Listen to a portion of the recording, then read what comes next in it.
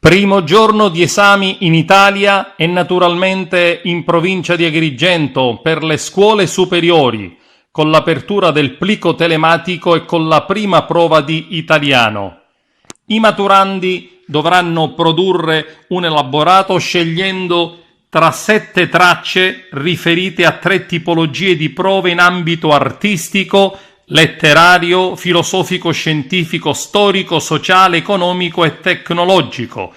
L'ansia dei 520.000 maturandi è ormai alle stelle, per il fatto che da quest'anno l'esame presenta una serie di novità. Sarà infatti più articolata la prova seconda e l'orale.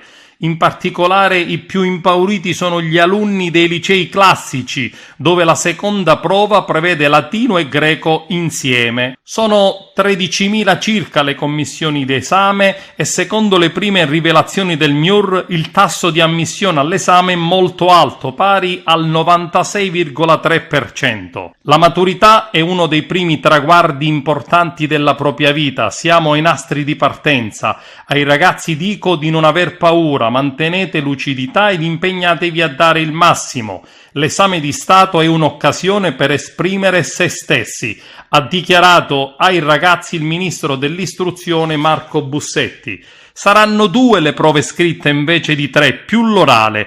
Più attenzione al percorso svolto dai ragazzi nell'ultimo triennio, con un punteggio maggiore assegnato al credito scolastico e griglie di valutazioni nazionali per la correzione delle prove scritte. Queste alcune delle novità del nuovo esame di Stato. Per poter essere ammessi alle prove bisognerà aver frequentato almeno i 3/4 del monte ore previsto, avere il 6 in ciascuna disciplina, avere la sufficienza nel comportamento.